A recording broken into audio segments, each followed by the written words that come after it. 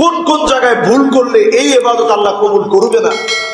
এর মধ্যে প্রধানতম জায়গা হচ্ছে ইখলাসের ঘাটতি যাদের থাকবে তাদের আল্লাহ রাব্বুল আলামিন কবুল করবে না। এজন্য আমরা প্রত্যেকে নিয়ত করি যত কাজ করব ইখলাসের সাথে করব, আল্লাহকে দেখানোর জন্য করব, আল্লাহকে রাজি খুশি করার জন্য করব। আল্লাহ যেন আমাদেরকে কবুল মঞ্জুর করেন, পড়েন আমিন। প্রিয় হাজিরিন, আপনারা জানেন যতজন আমরা এখানে বসছি আল্লাহ রাব্বুল আলামিন আমাদেরকে তৌফিক দিয়েছেন। এইখানে যারা এখন বসছি হজে যেতে পারি নাই, আমাদের জন্য এমন কোন আমল আছে কিনা যেই আমলটা করলে পরে আল্লাহ রাব্বুল আলামিন হজে গেলে যেমন সওয়াব হতো এরকম সওয়াব আল্লাহ রাব্বুল আলামিন আমাদেরকে দান করে দিবেন, এমন কোন আমল আছে কিনা? নবী সাল্লাল্লাহু আলাইহি সাল্লাম এমন বিশেষ কিছু আমলের কথা নবীজি সাল্লাল্লাহু আলাইহি সাল্লাম বলেছেন। একাধিক হাদিসের ভিতরে সেই বক্তব্য আসছে।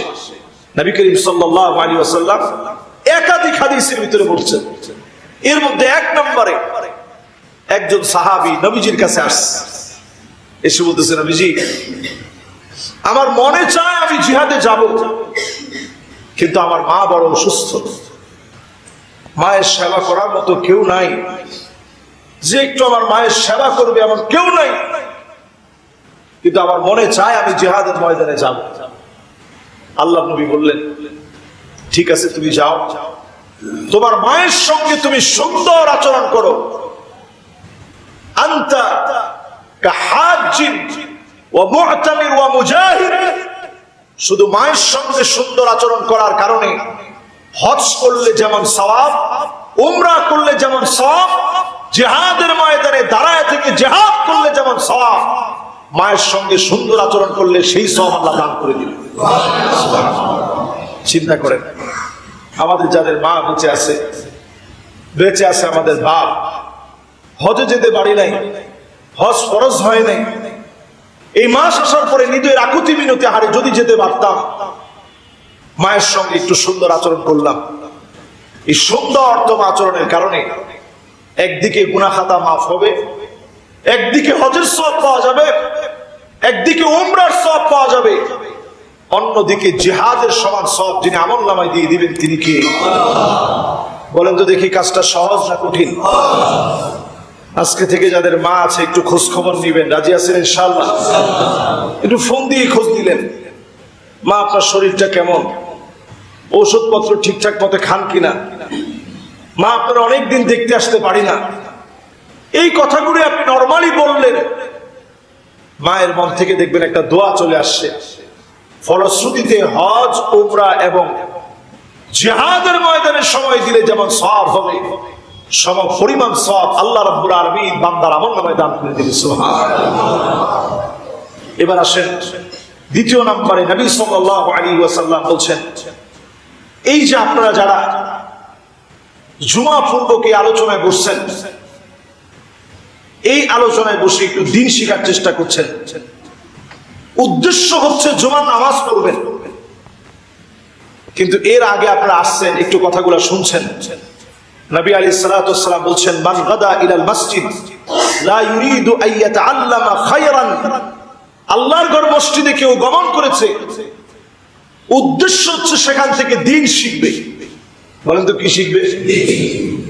দ্বীন শেখার জন্য আপনি বের হলেন, অনেক আগেই অনেকে চলে আসেন, 10টার সময় চলে আসছেন, 11টার সময় চলে আসছেন, অনেকে হয়তো দূর দারাজ থেকে আসছেন, কুষ্টিয়া থেকে আসছেন, যশোর থেকে আসছেন, আমার নরসিংদীর মাধবদী থেকে আসছেন।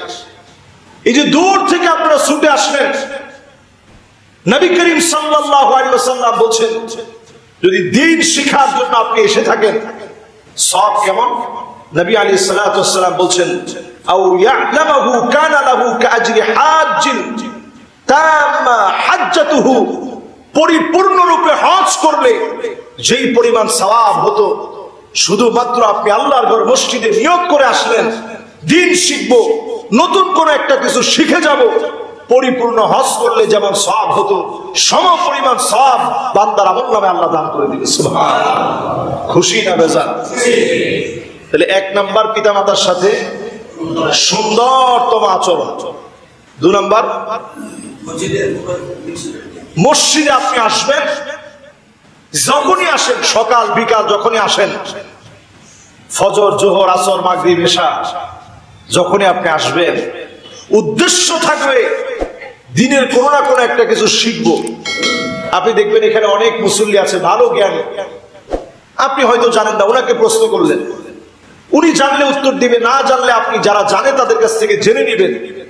কিন্তু এই যে মনের ভিতরে একটা আগ্রহ যে আমি জানার চেষ্টা করব, পরিপূর্ণ হজ করলে যেমন সওয়াব হবে, সম পরিমাণ সওয়াব বান্দার আমল নামে আল্লাহ লিখে দিবে। সুবহানাল্লাহ। এটা 2 নাম্বার।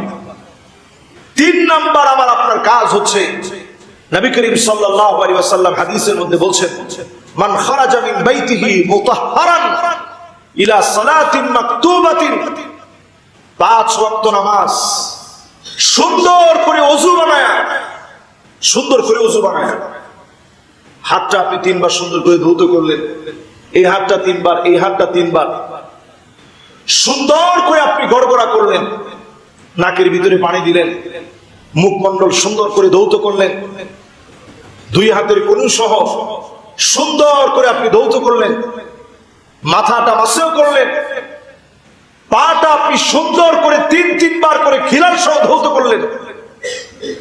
এই কাজ যখন আপনি সুন্দর করে করবেন, নবী করিম সাল্লাল্লাহু আলাইহি সাল্লাম হাদিসের মধ্যে বলছেন, এরপরে যখন আপনি বের হবেন নামাজের দিকে, ফাআজরুহু কাজরিল হাজ আল মুহরিম, ইহরাম পরে হজ করলে যেমন সওয়াব হয়, সম পরিমাণ সওয়াব বান্দার আমল নামে আল্লাহ দান করে দিবে। সুবহানাল্লাহ। তাহলে চিন্তা করেন, নামাজের জন্য আগে ভাগে প্রস্তুতি নিয়ে সুন্দর করে ওযু বানায় যারা নামাজের দিকে আসবেন, হজের সওয়াব পাবেন।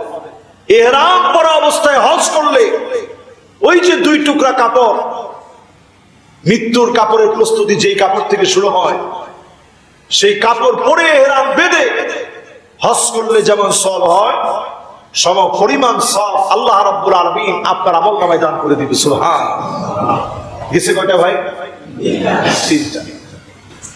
4 নম্বরে নবীজি সাল্লাল্লাহু আলাইহি ওয়াসাল্লাম হাদিসের মধ্যে বলছেন, মান সাল্লাল গাদাতা ফি জামাআতিন, জামাতের সাথে যারা ফজরের নামাজ পড়বে, কোন নামাজ? ফজরের নামাজ, বা জামাত ফজরের নামাজ যে আদায় করবে, সুম্মা ক্বাদা ইয়াযকুরুল্লাহ, অতঃপর আল্লাহর জিকির আজকার করবে। ফজরের নামাজের সালাম ফিরিয়ে চলে যাবেন না, আল্লাহুম্মা বারিক ফি উম্মতি ফি বুকুরিহা, আল্লাহুম্মা বারিক উম্মতি ফি বুকুরিহা। নবীজি আমাদের জন্য দোয়া করে গেছেন, আল্লাহ ফজরের পরে আমার উম্মতের একটু বরকত দেন। নবীজির এই দোয়ার সময়ে আপনি একটু বসে বসে জিকির আজকার করেন, আর কিছু মনে করেন পারেন না, সুবহানাল্লাহ সুবহানাল্লাহ সুবহানাল্লাহ এতটুকু পারেন, আপনি পড়তেছেন, এক একবারে আল্লাহর জান্নাতে এক একটা বৃক্ষ রোপণ হয়ে যাচ্ছে। সুবহানাল্লাহ। আল্লাহর জান্নাতে গাছ রোপণ হচ্ছে। আপনি পড়ার চেষ্টা করেন, জিকির আজকার গুলো তখন বেশি বেশি পড়ার চেষ্টা করেন। এরপরের কাজ কি? হাত্তা তাতলু আশ-শামস, সূর্য ওঠা পর্যন্ত অপেক্ষা করেন, মাত্র 15টা মিনিট। এই 15, 16, 17 মিনিট আপনি একটু অপেক্ষা করেন। অপেক্ষা করার পর সুম্মা সাল্লা রাকাতাইন, সুম্মা সাল্লা রাকাতাইন, 2 রাকাত নামাজ এখন আপনি আদায় করেন। ফজরের নামাজ পড়লেন, ফজরের নামাজের পরে জিকির আজকার করলেন, অপেক্ষা করে সূর্য ওঠার পরে এখন কয় রাকাত? মাত্র 2 রাকাত নামাজ পড়লেন। এই 2 রাকাত নামাজ যে পড়বে, কানাত লাহু কাজরি হাজ্জাতিন ওয়া উমরাতিন তাম্মাতিন তাম্মাতিন তাম্মাহ। 3 বার নবীজি বলেছেন, এই কাজ যে আল্লাহর গোলাম করবে, ফজরের নামাজ পড়লো, সূর্য ওঠা পর্যন্ত জিকির করলো, এরপরে সময়টায় বসে বসে জিকির আজকার করে এবার 2 রাকাত নামাজ পড়লো, নবীজি বলছেন, কানাত লাহু কাজরি হাজ্জাতিন ওয়া উমরাতিন তাম্মাতিন তাম্মাতিন তাম্মাহ। পরিপূর্ণ রূপে হজ আর উমরা করলে যেমন সওয়াব হতো, পরিপূর্ণ পরিপূর্ণ পরিপূর্ণ ওই সওয়াব বান্দার আমল নামে আল্লাহ দান করে দিবেন। সুবহানাল্লাহ সুবহানাল্লাহ। চিন্তা করেন, কাজটা খুব কঠিন না সহজ? সহজ কাজ, সওয়াব অনেক বেশি। কাজ সহজ, সওয়াব অনেক অনেক গুণ বেশি।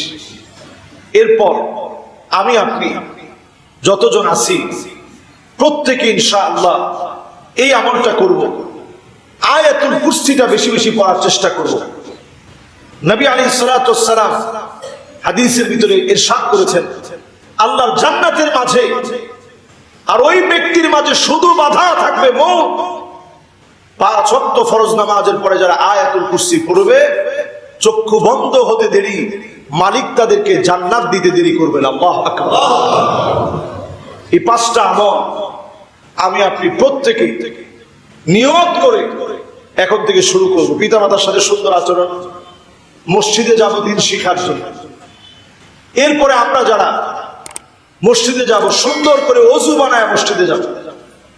যারা মসজিদে যাব ফজরের নামাজ জামাতের সঙ্গে আদায় করে জিকির আজকার করে এরপরে আমরা 2 রাকাত সূর্য ওঠার পরে 2 রাকাত নামাজ পড়ব। হজ উমরার পরিপূর্ণ সওয়াব আল্লাহ রাব্বুল আলামিন আমার আপনার আমলনামায় আল্লাহ দান করে দিবেন। সুবহানাল্লাহ। এই আমলটা ইনশাআল্লাহ আমরা করার চেষ্টা করব।